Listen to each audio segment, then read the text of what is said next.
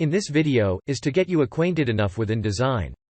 You could create a new InDesign file or edit one that somebody else has made.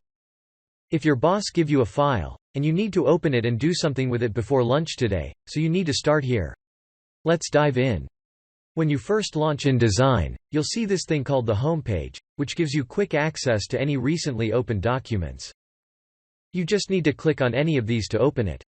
But in this case, we want to create a new file. So, you could click the Create New button here. Or you can head up to the File menu, choose New, and then choose Document. The New Document dialog box has a lot of options. The first thing you need to think about is whether this document is going to be for printing or screen viewing. In this case, I'll choose Print. Next, you want to choose a page size from this area on the left, or you can simply type in the width and height here. Note that if you work in inches or centimeters, you can choose that from this pop-up menu here. Now, does your document have facing pages? Does it have a left-hand and a right-hand page like a book or a magazine? If it does not, then turn off the Facing Pages checkbox. Down here at the bottom of this dialog box, we see the margins. You may have to open this little twirly triangle to see them. These just add margin guides. They're just guidelines. You can ignore them if you want. Now, let's click the Create button here, and InDesign creates a nice, new, clean document for us. Now, you could start with an empty InDesign document like this if you want, but it is easier to start with a template, something that's partially created, and then you can change the text and graphics as you work. Now, we have a template to work with in our exercise files folder. So let's head up to the File menu, then choose Open, and then choose the file we want to work with. This is the template we're going to use. We'll be filling this out by adding text and graphics into this document. Let's look at how we can get some text in here. The main tool in InDesign for manipulating text is the Type tool. It's over here in the Tool panel.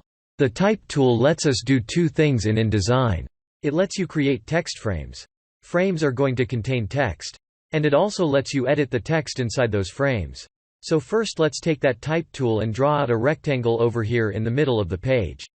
When you release the mouse button, you will see the Type tool created a text frame, and the text cursor is flashing inside of the frame here. So you can start typing now. Another way to get text into InDesign is to place a text file. You can place a text file from Microsoft Word file. In this case, let's put the text into this frame over here. So we click inside here with a Type tool, then go to the File menu and choose Place. Let's choose the file we want to import, which is this intro.doc file. It's a Microsoft Word file. And then we click Open. That places all text inside the text frame, and that's because the text cursor was flashing in there when we placed it. Now, over here on the right we have a text frame with some text in it. It says Product Overview, but it's too small, so I can't read it easily. Let's select it by dragging the Type tool over the text. Then we're going to format by using the Properties panel over here, on the right side of the screen. Now if for some reason you don't see the Properties panel on your computer, you can always find it by choosing it here in the Window menu. The Properties panel changes depending on what you have selected on your page. But because we've selected some text, it gives us a bunch of options for formatting that text. First, to make this text larger, let's use this text size field. You could pick a size from this pop-up menu, but because I know that I want this to be exactly 25 points, we can just type that value in here. Then when I enter, the text size changes. I can also set the line spacing, what's called leading, with this field over here on the right. Now let's change the color of the text.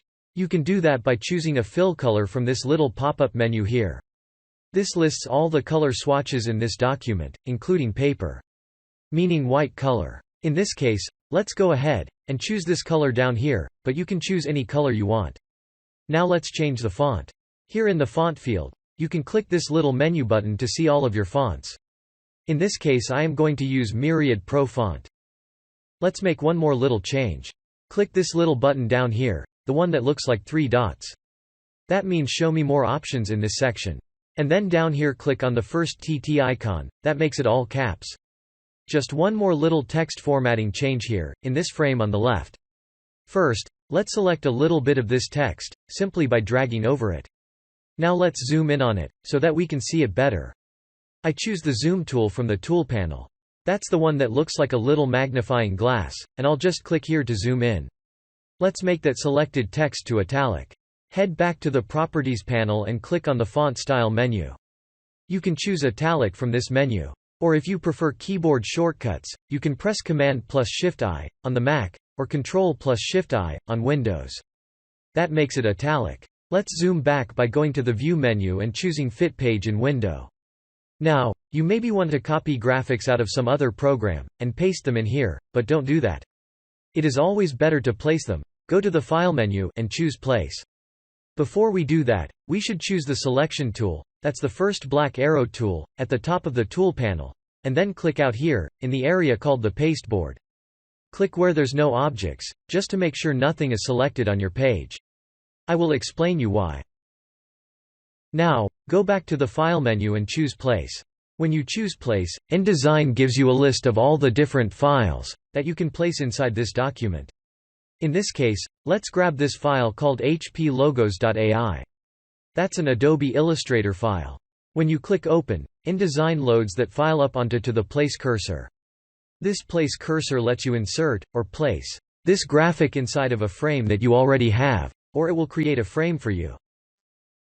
But it's very important to pay attention to the Place cursor icon.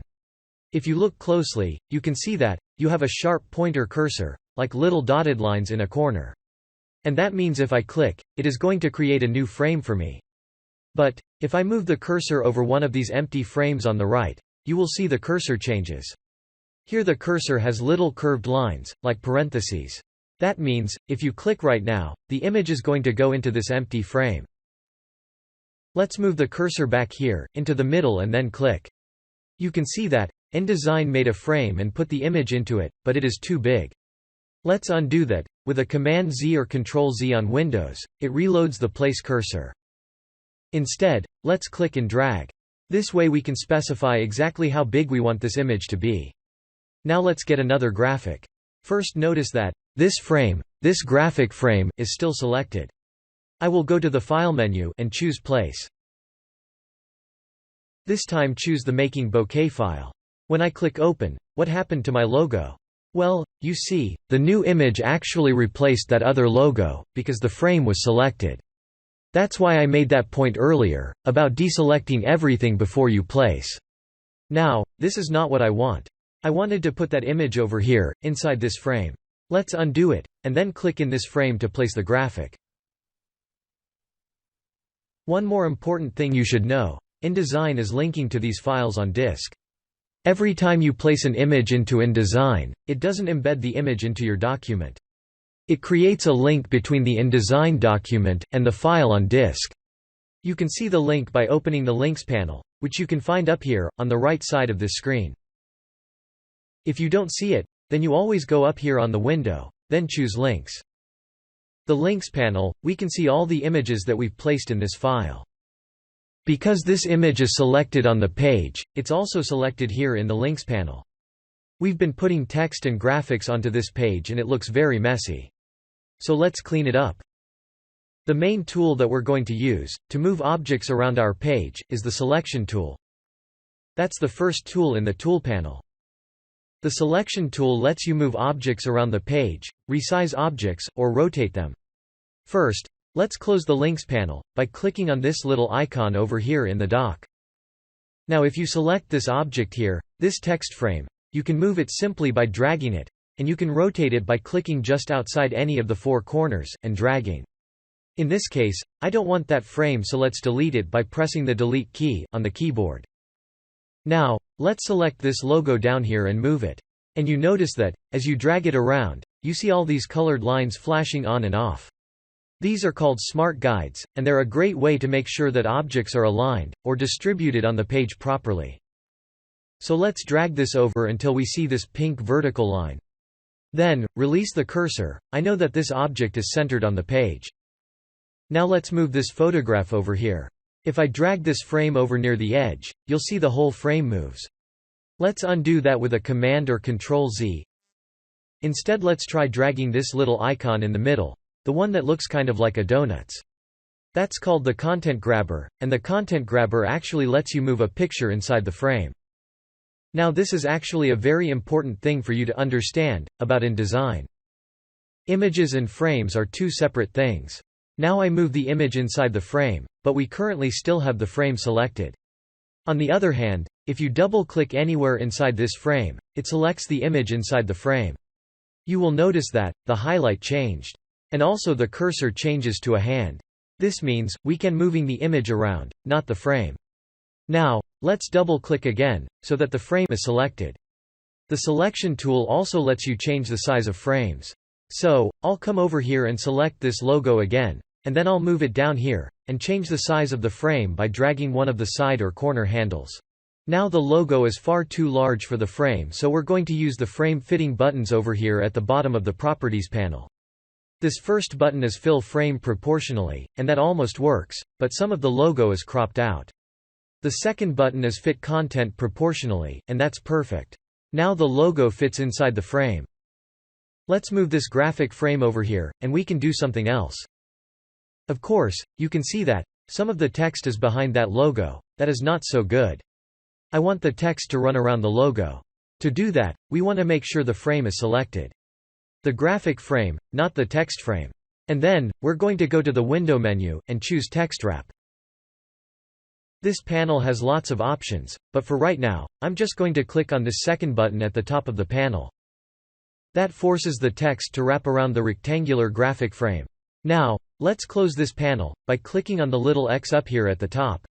Now, if we move this logo, you'll see that the text wrap updates. So the next important thing to know, is how to print this document, or export it as a PDF. Your InDesign document is looking good now. You probably want to print it, or export it out, as a PDF so that other people can view it, or print it. But before we print, or export this file, let's see how it's going to look, by jumping into preview mode. You can do that by pressing the W key on your keyboard, as long as you don't have the text cursor inside a text frame.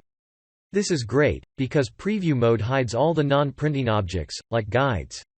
Also, any objects that are hanging off the side of the page. So, this is the final page is going to look like, when you print it, or export it to PDF. Now, you can actually select objects and work on your document, while you are in the preview mode. When you're done previewing, just press W again, and you are back into the normal screen mode. Okay, now everybody knows that to print, you simply go to the File menu and choose Print. But this dialog box looks different than the Print dialog box in most other programs. Now, most of it is pretty self-explanatory. You choose the number of copies you want, the page range, and so on. But notice that we have a list of different panes on the left side here. I'm going to choose the Setup pane, and here's how you choose the right paper size for the printer that you are printing to. Now, in this case, let's just cancel, because I don't really want to print right now.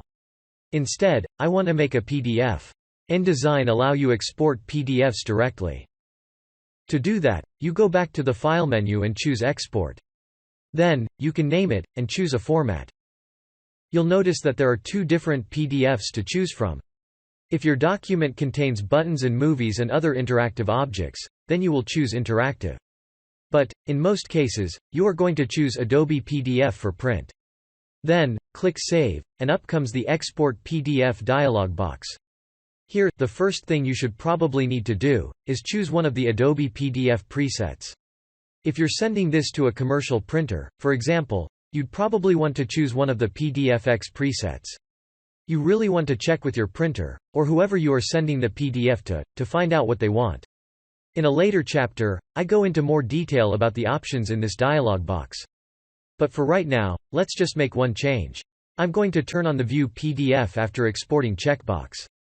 Because, we want to see how it looks, when it is done. Now, let's click the Export button. InDesign exports the PDF, and it opens it in Acrobat. There we go. This looks great. So, that's it for our first lesson. I hope you've enjoyed this very fast overview. By now, you know the basics enough to at least make a simple document, maybe get yourself into a little trouble. But now that we've scratched the surface, it's time to really go ahead and learn InDesign. This is a free lesson. If you find it is useful, then please share with others. Please click subscribe button below, so you won't miss any videos when I post them. Thanks for watching.